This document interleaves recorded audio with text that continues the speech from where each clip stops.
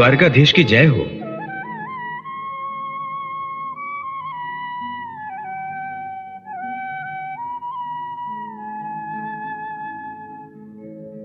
आज्ञा हो तो एक संदेशा सुनाऊं? शीघ्र ही कहो, क्या संदेशा लाए हो? प्रभु, द्वार पर एक ब्राह्मण आया है, आपसे मिलने की आज्ञा चाहता है। द्वारपाल, एक ब्राह्मण को हमसे मिलने के लिए आज्ञा चाहिए? ये विधान कब से बना? कृष्ण के द्वार ऋषियों और ब्राह्मणों के लिए बंद कब से होने लगे? क्षमा करें प्रभु, बात यह नहीं है। ये बात नहीं है तो फिर क्या बात है? प्रभु, बात यह है कि वो कोई साधारण व्यक्ति नहीं लगता।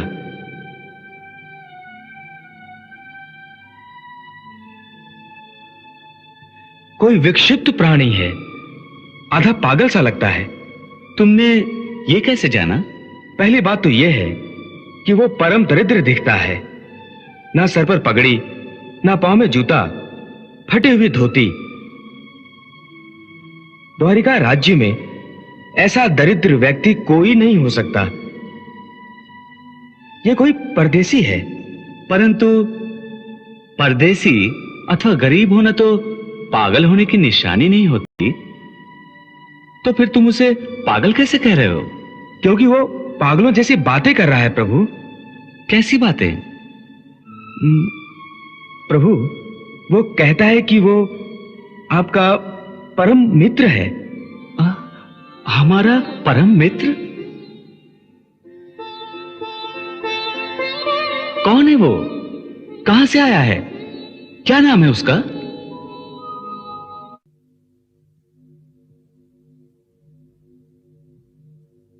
द्वार खड़ो द्विज दुर्बल एक रहो चकिसो वसुधा अभिरामा पूछत दीन दयाल को धाम बतावत आपनो नाम सुदामा पूछत दीन दयाल को नाम बतावत आपनो नाम सुदामा।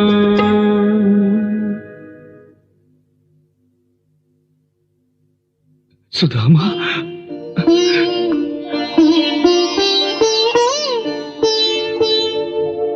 सुदामा, सुदामा मेरा मित्र।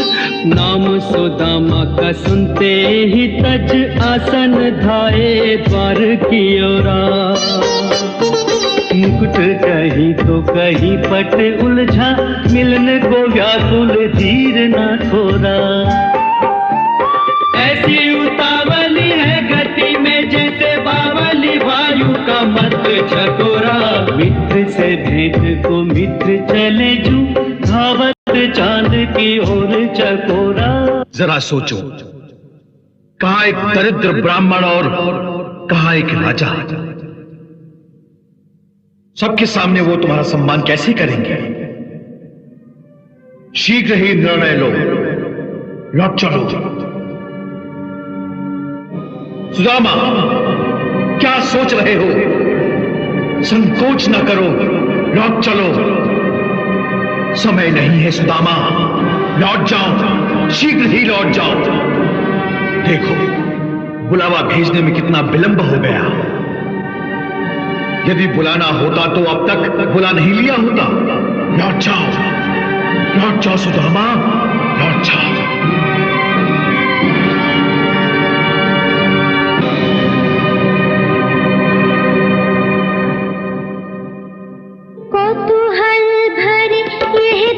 सब दिख रहे सुध बुध खोके कृष्ण दौड़े कहाँ जाते हैं।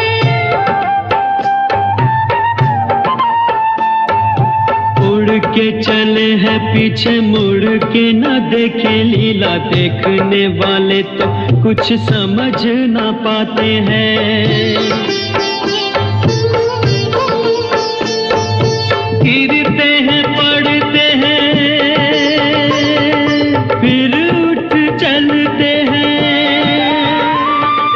द्वारपालों कभी दासियों से टकराते हैं।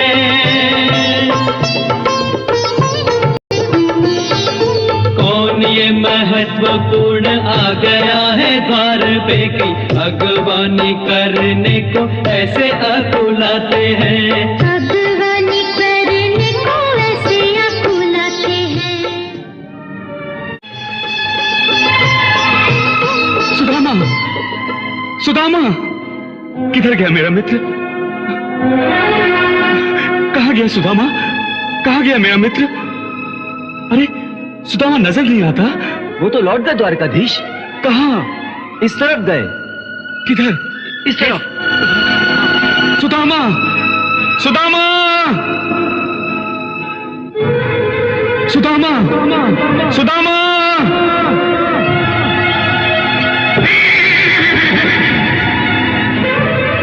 द्वारकाधीश किधर गए?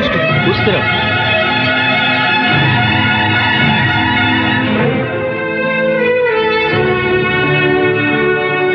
लो, वो फिर आ गया।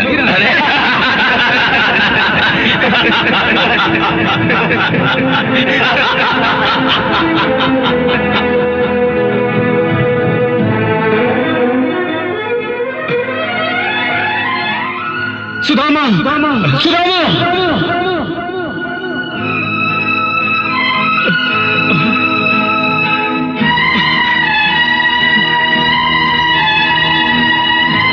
सुदामा,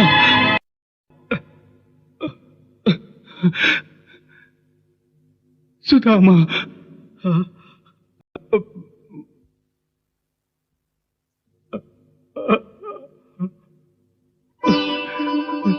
सुदामा,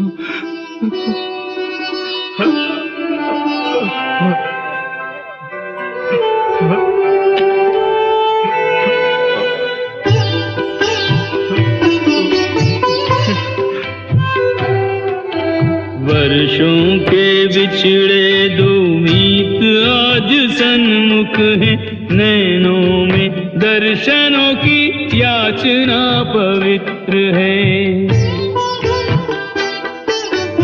मिलने की ललक भी है, मिलने में झिझक भी है, बालपन के साथियों की दशा कुछ विचित्र है। दोनों के नैनों में आंसुओं के मोती हैं, मोतियों में बालपन की मित्रता का चित्र है। छोटा बड़ा ऊंच नीच राजा रंग कोई नहीं, प्रेम की धरा पे मित्र केवल एक मित्र है।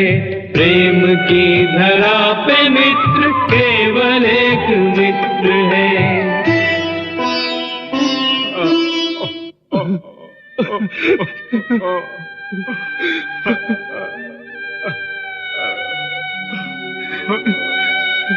सुदामा,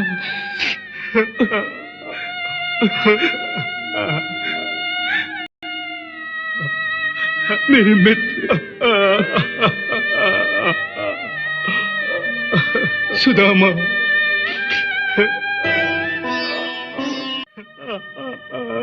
सुदामा, तुम मुझसे मिले बिना ही लौट जा रहे थे। तुमने आने में बहुत देर जो लगा दी थी। आने में तो बहुत देर तुमने लगा दी थी सुदामा। कितने वर्षों बाद याद किया है मुझे। मैं तो तुम्हें कभी भूला ही नहीं था। तो आए क्यों नहीं इतने वर्षों? वो असल में हाँ, मैं सब समझ गया, मैं सब जानता हूं। तुमने सोचा होगा कि मैं द्वारिकाधीश बन गया हूं तो तुम्हें भूल जाऊंगा, तुम्हें पहचानूंगा तक नहीं, है ना? हाँ, मैंने यही सोचा था और इसीलिए जब तुम्हारा बुलावा आने में देर हो गई तो मैं लौट चला था। वाह, मेरी दोस्ती का अच्छा मोल लगाया है तुमने। सुदामा, तुम्हें मेरी मित्रता पर भरोसा तक नहीं रहा? अरे तुमने ये कैसे सोच लिया कि मैं अपने बाल सखा को द्वार से ही लौट जाने दूंगा? हाँ? बताओ, क्या मैं इतना गिरा हुआ? बस करो मित्र, बस करो। मुझे क्षमा कर दो, मुझसे भूल हो गई, मुझसे भूल हो गई। वाह, दिल भी दुखाते हो और क्षमा भी मांगते हो। चलो चलो भीतर, वही सब बातें होंगी। नहीं मित्र, मैं भीतर नहीं जाऊंगा। क्यों? देखो, तुमसे मिलने की अभिलाषा थी, वो भी आज पूरी हो गई। तुमने मेरी मित्रता की लाज रख ली, मेरा मान बढ़ गया।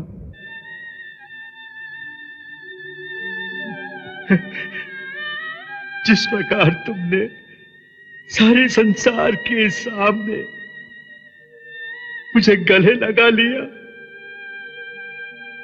मेरी शान बढ़ गई, मेरा मान बढ़ गया। द्वारपाल, आज्ञा राजेश्वर। सारथी से कहो कि रथ लाए और हमारे परम मित्र के भव्य स्वागत का आदेश दो। जो आज्ञा। चलो। आओ मित्र।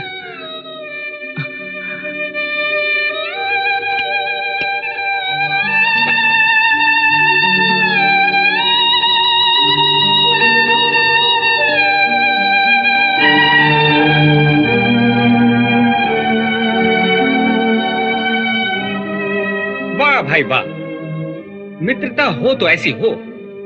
कोई सोच भी नहीं सकता था कि एक निर्धन ब्राह्मण द्वारिकाधीश का मित्र हो सकता है।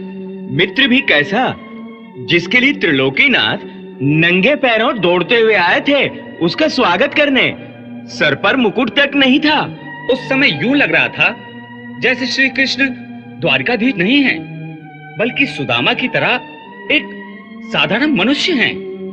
किसी ने सच ही कहा है, मित्रता और मानवता को धन या निर्धनता के तराजू में नहीं तौलना चाहिए।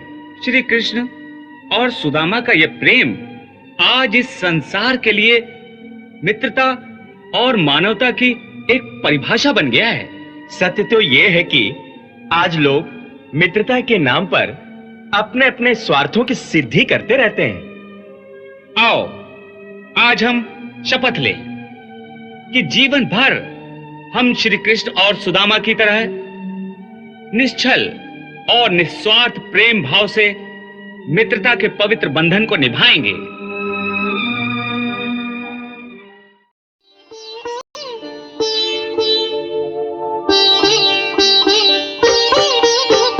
कृष्ण के संग सुदामा को लेकर रथ महलों की ओर चला है।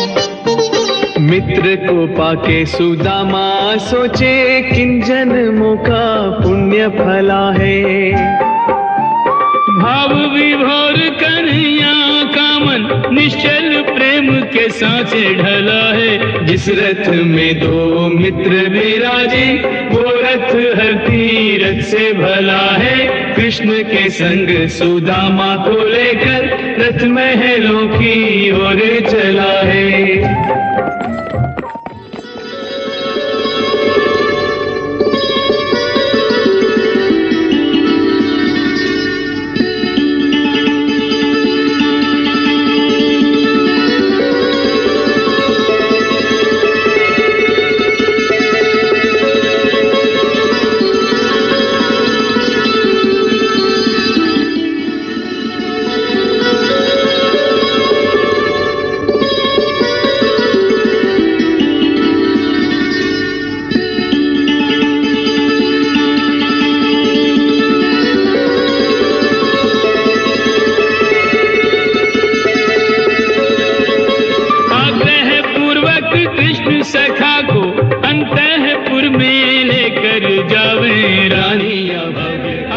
आरती वंदन कर हर्षावे, रानिया भव्य करे अभिनंदन, आरती वंदन कर हर्षावे। नहीं दीन कोई इस घड़ी, नहीं कोई दीनानाथ, बाल सखा के हाथ में, बाल सखा का हाथ।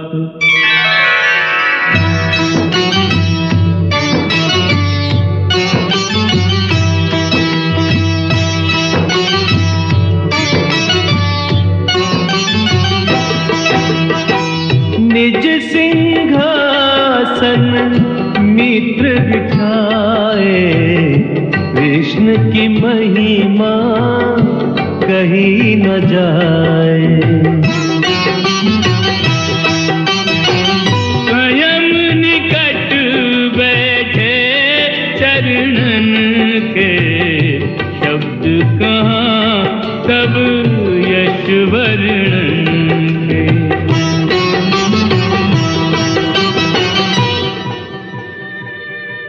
कंटक जाल लगे उन जोए,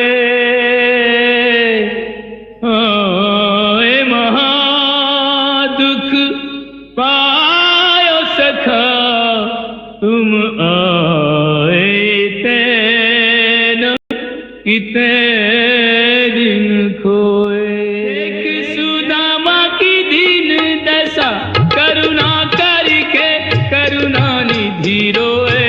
पानी परात को हाथ छुयो नहीं, नैनन के जल सो पग धोए। पानी परात को हाथ छुयो नहीं, नैनन के जल सो पग धोए।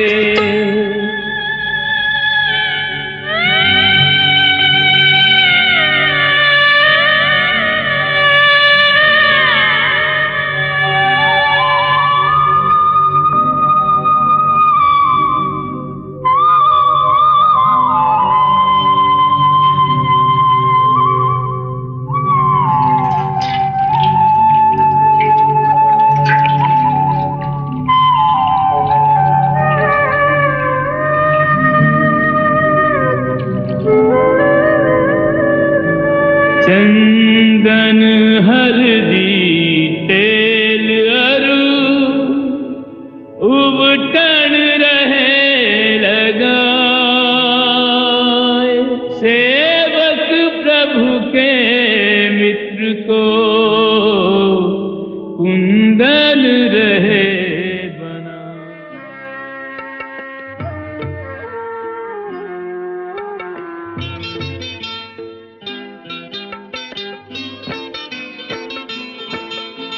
त्रिभुवन की जहाँ संपदा, अन्न धन के भंडार। त्रिभुवन की जहाँ संपदा, अन्न धन के भंडार। वहाँ स्थान कहाँ पाएंगे मेरे चावल चार। पगला सोच रहा ये लाज कमारा सोच रहा।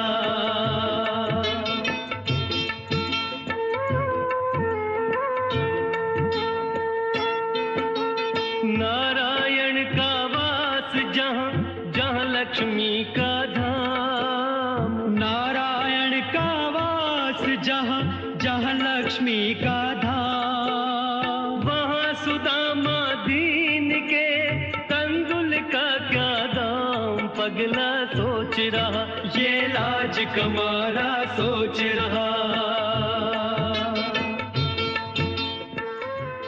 क्या सोचेंगी रानियां, क्या बोलेंगे दास। क्या सोचेंगी रानियां, क्या बोलेंगे दास।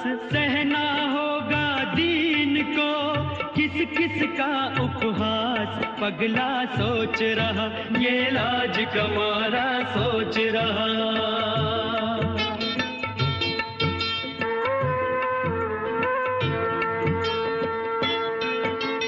सिरहाने धर पोटली चावल रहा छुपाए। सिरहाने धर पोटली चावल रहा छुपाए। त्रिभुवनपति को भेंट ये देने में शाम सखा इतने में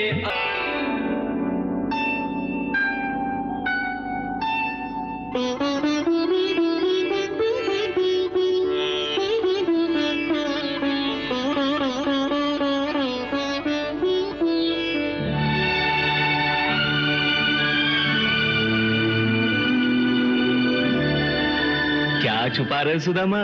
कुछ नहीं। कुछ कैसे नहीं? अवश्य कोई वस्तु छुपाई होगी तुमने। नहीं। अरे आप ये क्या कर रहे हैं आप? क्या अपने मेहमान पर आरोप लगाना अच्छी बात है प्रभु? बिल्कुल नहीं। मेहमान तो भगवान का स्वरूप होते हैं। अरे तुम सब तो इसे अभी अभी मिली हो। मैं तो इसे बचपन से जानता हूँ। खाने पीने की चीजों के मामले में ये एकदम स्वार्थी है। लाओ लाओ, दिखाओ क्या छुपा रहे हैं। अरे दिखाओ तो। अरे दिखाओ ना। कुछ नहीं। अरे दिखाओ ना सुदामा। नहीं ना। क्या छुपा रहे हो, दिखाओ। तब तो अवश्य कोई स्वादिष्ट वस्तु है जिसे तुम अकेले हड़प कर लेना चाहते हो। भाभी जी ने अवश्य मेरे लिए कोई रसीली चीज बनाकर भेजी होगी। अरे दिखाओ ना सुदामा। क्या करो? अरे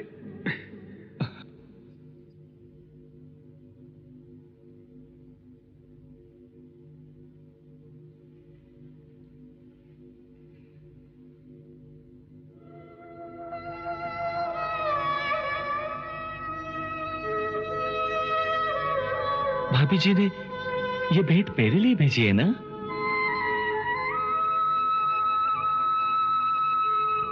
तो तुमने अभी तक दी क्यों नहीं? अरे मैं तो पहले से ही जानता था कि भाभी तुम्हें कभी भी खाली हाथ नहीं भेजेंगी।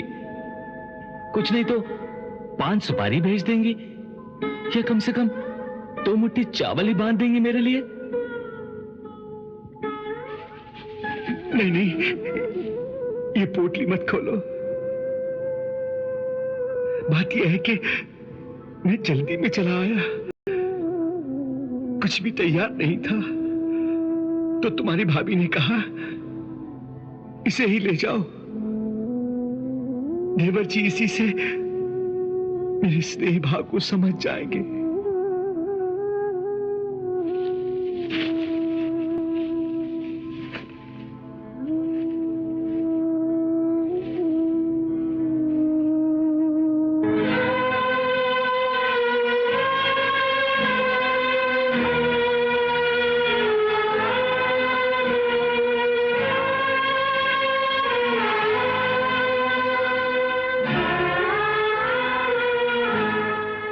अमृत लाए हो मेरे लिए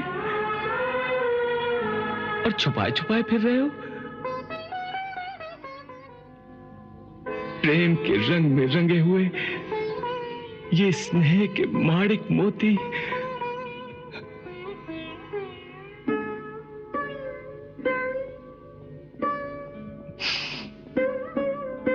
स्नेह भावनाओं से सुगंधित ये अनमोल रतन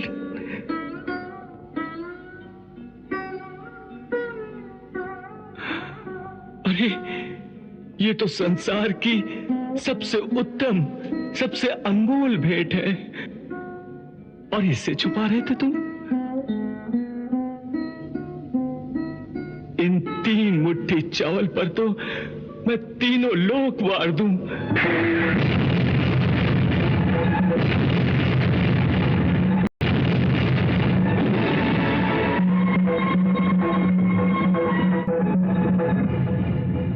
पहली मुट्ठी ले तेरी प्रभु ने स्वर्ग सुदामा के नाम किया है।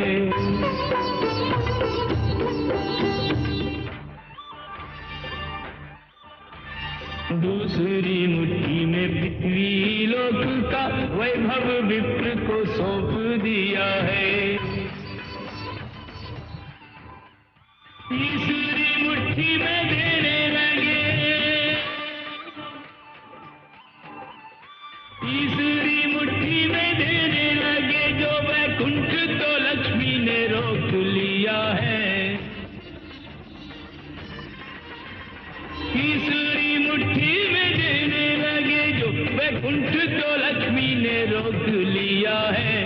अपना निवास भी दान में दे रहा, कैसा दानी ये मेरा पिया है। अपना निवास भी दान में दे रहा, कैसा दानी ये मेरा पिया है।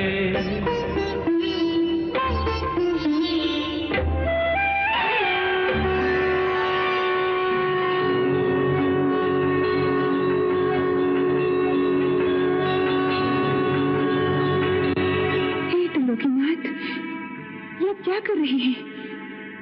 पहली मुट्ठी में आपने सुदामा को स्वर्गलोक दे दिया, दूसरी मुट्ठी में आपने सारा पृथ्वीलोक दे दिया, अब तीसरी मुट्ठी खाकर अपना वैकुंठ लोक भी दान में दे देना चाहते हैं आप। सुदामा के आधे चावल को भूल गई देवी, जो उसने हमें अर्पित किया था। आधे चावल का मोल चुकाने के लिए आप तीनों लोग दान में दे देंगे प्रभु। ये कैसा हिसाब है आपका? सीधा सा हिसाब है। वो आधा चावल उस समय सुदामा की कुल पूंजी थी, जो उसने स्वयं भूखा रहकर हमें अर्पित किया था। अर्थात जब उसने अपनी कुल पूंजी अर्पित कर दी, तो उसके बदले हमको भी अपनी सारी संपदा सुदामा को भेंट कर देनी चाहिए, तभी तो हिसाब बराबर होगा। हे त्रिलोकीनाथ, अब 3 मुट्ठी चावल खाकर तीनों लोग दान में दे देना चाहते हैं। इस तरह तो आप सुदामा की तरह भिक्षुक बन जाएंगे और सुदामा त्रिलोकीनाथ बन जाएंगे। तभी तो मित्रता का हिसाब बराबर होगा। मैं वो बन जाऊंगा और वो मैं, मुझ में वो होगा और उसमें मैं, फिर दोनों में कोई अंतर नहीं रहेगा, दोनों बराबर हो जाएंगे। नहीं भगवान, आप भावना के आवेश में आकर हम सबके साथ ऐसा अन्याय नहीं कर सकते, नहीं कर सकते।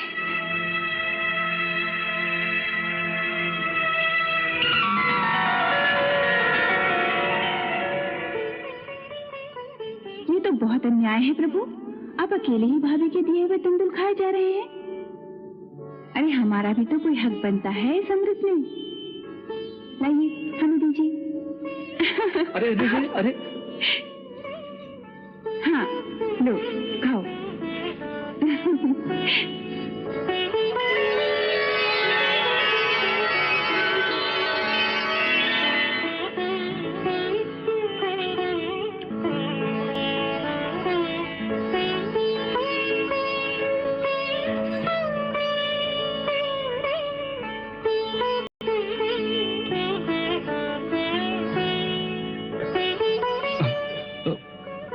देखा सुदामा, मेरी एक मुट्ठी चावल का नुकसान हो गया, सब खा गई।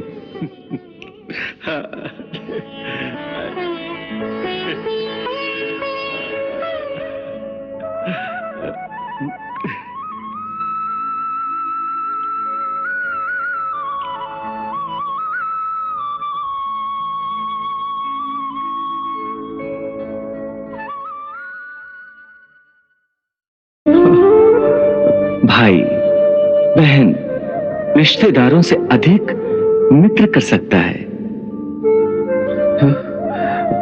सो बताओ,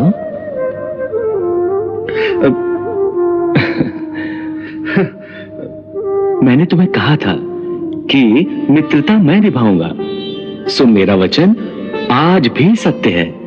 अरे आज भी सत्य है। बताओ, कोई सेवा, कोई काम, कोई मदद, अरे मित्र से कैसा पर्दा? बताओ क्या बात है? नहीं, कुछ भी तो नहीं। तुम वैसे ही शंका कर रहे हो। मुझे किसी भी चीज की आवश्यकता नहीं है। तुम्हारी दया से सब कुछ तो है यहाँ। हाँ, अरे यहां तो सब ठीक है। मेरा मतलब था तुम्हारे घर पर तो सब ठीक ठाक है ना? हाँ, सब ठीक ही है। परंतु भाभी ने अवश्य कोई संदेशा भेजा होगा। जिस भाभी जी ने चावलों जैसी अनुपम भेंट भेजी थी, उन्होंने मुझसे कुछ नहीं कहा। ये कैसे संभव है?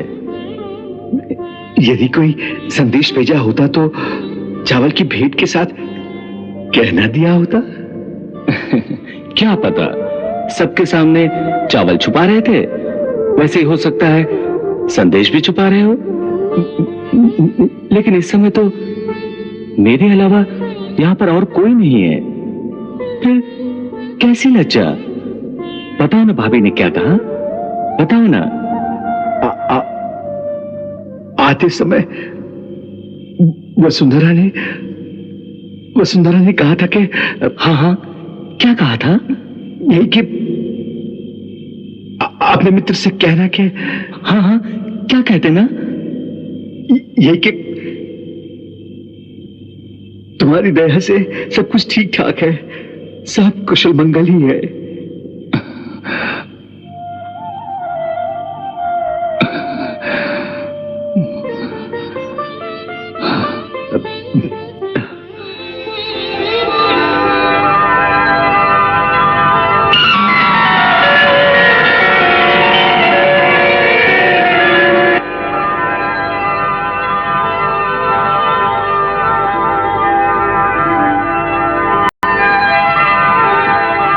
भगवान, विश्वकर्मा का प्रणाम स्वीकार करें।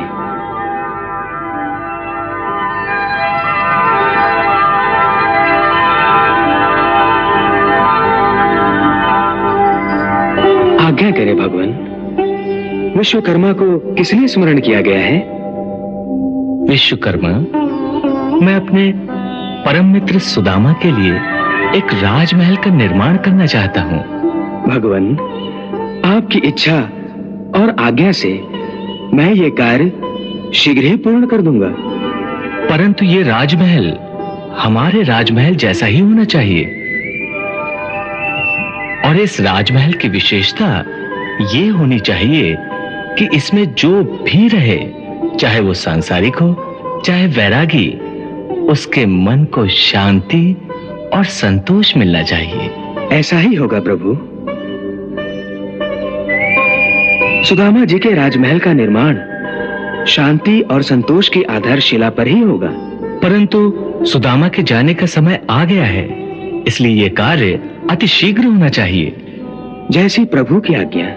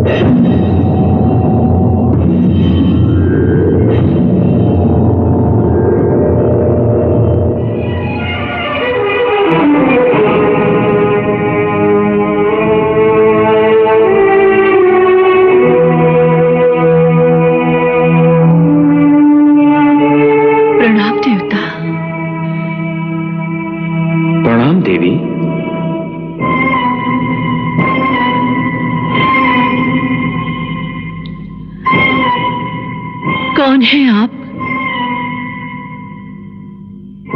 और गरीब की कुटिया में किस कारणवश पधारे हैं? देवी, मेरा नाम विश्वकर्मा है।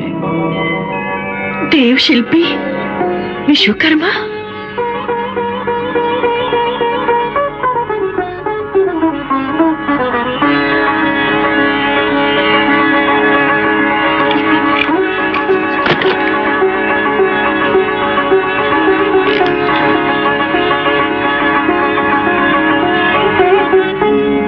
कृपया आसन ग्रहण करें। क्षमा करें, गरीब की झोपड़ी में तो यही एक साधन है। ये टूटी फूटी खाट आपके योग्य तो नहीं, परंतु यदि आप विराजे तो कृपा होगी। आइए।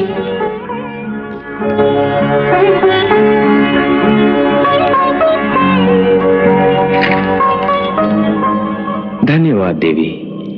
आज्ञा कीजिए, मैं आपकी क्या सेवा करूं? सेवा तो मैं करने आया हूं देवी। मुझे भगवान श्री कृष्ण ने आज्ञा दी है कि सुदामा जी के घर लौटने से पहले इस कुटिया के स्थान पर एक राजमहल का निर्माण करूं। वैसा राजमहल जैसा भगवान श्री कृष्ण का अपना महल है। श्री कृष्ण के महल जैसा राजमहल? हाँ देवी, वैसा ही राजमहल, हीरों पन्नों से जगमगाता हुआ महल, वैसा ही वैभवशाली महल, शानदार महल। ये उनकी उदारता है जो वो एक ब्राह्मण मित्र पर अपनी कृपा कर रहे हैं। एक गरीब की कुटिया को राजमहल में बदलना चाहते हैं, परंतु क्या देवी, आप किस सोच में पड़ गई? मैं तो सोच रही थी कि भगवान श्री कृष्ण अंतर्यामी हैं। हम गरीबों को क्या चाहिए, क्या नहीं चाहिए, हम क्या स्वीकार कर सकते हैं, क्या स्वीकार नहीं कर सकते, वो सब जानते हैं। निसंदेह वो सब जानते हैं, तभी तो वो आपके परिवार के लिए सारे सुख उपलब्ध कराना चाहते हैं। परंतु उन्होंने ये कैसे सोच लिया कि मेरे परिवार में मेरे स्वामी, मेरे बच्चे और केवल मैं ही हूं? अर्थात देवी? अर्थात ये कि किसी मनुष्य का परिवार केवल उसके बाल बच्चों तक सीमित नहीं होता। उसके परिवार में उसके पड़ोसी, उसके गांववासी, उसके देशवासी सभी सम्मिलित होते हैं, जिनसे मानव समाज बनता है। तो क्या आप ये कहना चाहती हैं कि ये सारा गांव वृंदापुरी आपका परिवार है? हाँ विश्वकर्मा जी, परिवार उसे कहते हैं जिसके सदस्य स्नेह और सहानुभूति की रस्सी से एक दूसरे से जुड़े होते हैं। किसी एक की उंगली कटती है तो दूसरे को दर्द होता है, एक पड़ोसी भूखा होता है तो दूसरे पड़ोसी को खाना अच्छा नहीं लगता, किसी एक का झोपड़ा जल उठता है तो दूसरे आग बुझाने के लिए कूद पड़ते हैं। जानते हैं क्यों? केवल इसलिए कि सभी स्नेह और सहानुभूति की रस्सी में बंधे हुए एक ही परिवार के लोग हैं।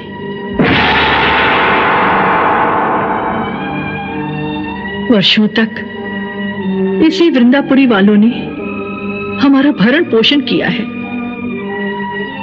मेरे स्वामी ने यहाँ के घर घर से भिक्षा ली है।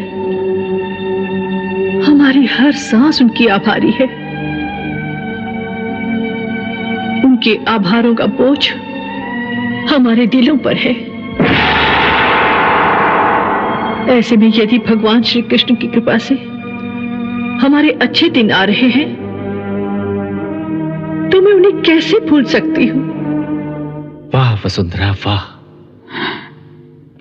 धन्य हो तुम वसुंधरा, धन्य हो तुम, कितनी महान हो तुम। वाह।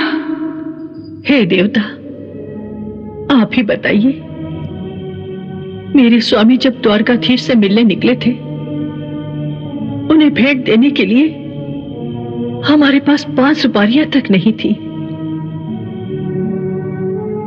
तब मैं ही अपनी पड़ोसन से 2 मुट्ठी चावल मांगकर लाई थी। क्या ऐसे पड़ोसियों को इस समय मेरा भूल जाना उचित है? नहीं देवी, बिल्कुल नहीं।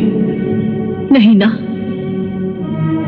तो यदि मेरे इन्हीं निर्धन पड़ोसियों के टूटे फूटे झोपड़ों के बीच त्रिलोकीनाथ ने हमारे लिए राजमहल बना दिया तो क्या अच्छा लगेगा? हे स्वर्ग निर्माता, वृंदापुरी निर्धनों की बस्ती है। मैं इस नरक के बीच में आपको केवल अपने लिए स्वर्ग बनाने की अनुमति नहीं दे सकती हूं। इतनी स्वार्थी नहीं हूं मैं। इसलिए आप हमारी ओर से भगवान से सादरी निवेदन करें कि या तो इस झोपड़ी को यूं ही रहने दे या फिर पहले वृंदापुरी के हर घर को स्वर्ग बनाए, फिर हमारी कुटिया पर कृपा दृष्टि करे। हे देवी, मैं अभी भगवान की इच्छा पूछता हूं।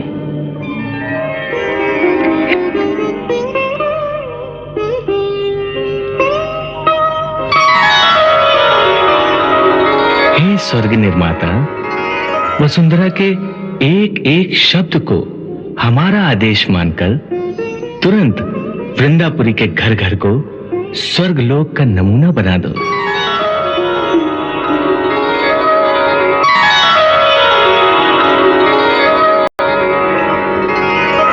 हे देवी, भगवान ने आपकी इच्छा को स्वीकृति दे दी है। मुझे शीघ्र ही सारे वृंदापुरी का उद्धार करना होगा।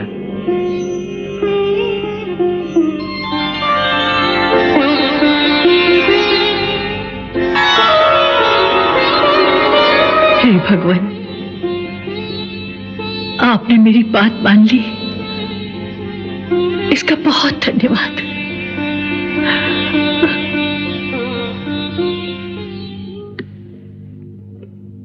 वाह वसुंधरा वाह,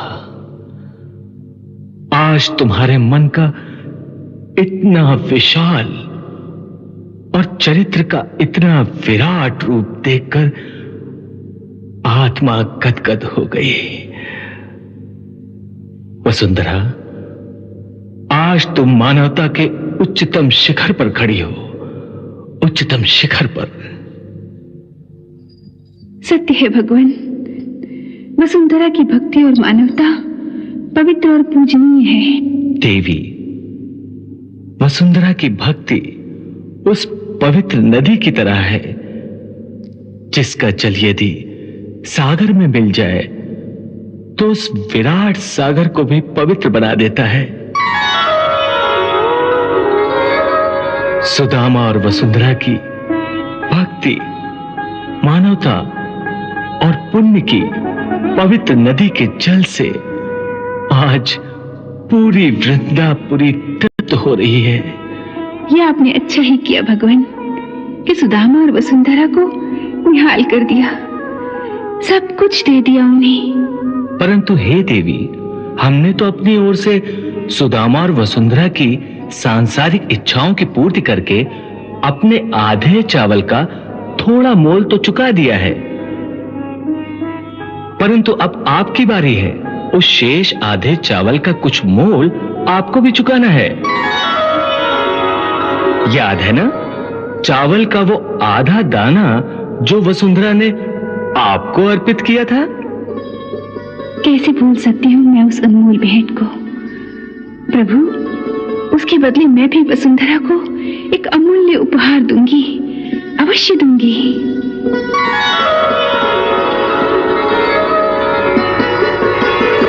वृंदापुरी के नगरवासियों, मैं विश्वकर्मा हूं, देव शिल्पी विश्वकर्मा।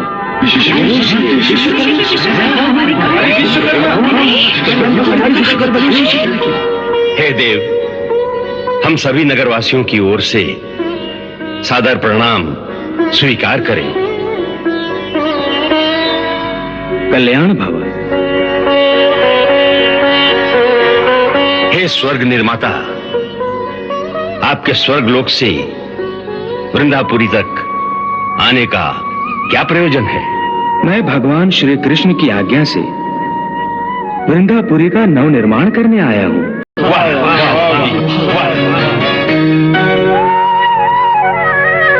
हे देवता, ईश्वर की इस कृपा के हम आभारी हैं, परंतु आप हमें यह बताने का कष्ट करें कि ईश्वर की इस कृपा का कारण क्या है?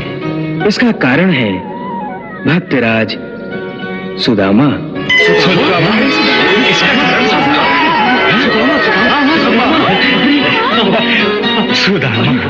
द्वारिकाधीश भगवान श्री कृष्ण अपने मित्र सुदामा को एक अनोखी भेंट स्वरूप उनकी कुटिया के स्थान पर एक राजमहल का नव निर्माण करवाना चाहते हैं, परंतु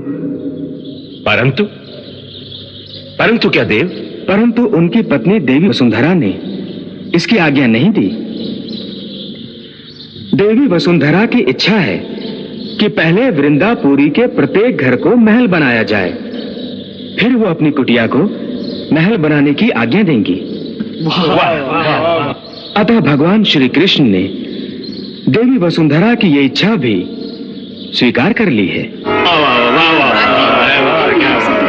वसुंधरा बहन, तुमने तो कमाल कर दिया। अरे सखी, कमाल नहीं, हम सबको निहाल कर दिया, निहाल। देवी वसुंधरा की इच्छा और भगवान श्री कृष्ण की आज्ञा अनुसार मैं वृंदापुरी के प्रत्येक घर को महल में परिवर्तित करने आया हूँ। क्या हमारे घर राजमहल बन जाएगा? अब हम सबके घर राजमहल बन जाएंगे? अरे अवश्य, देव शिल्पी के कथन में शंका कैसी?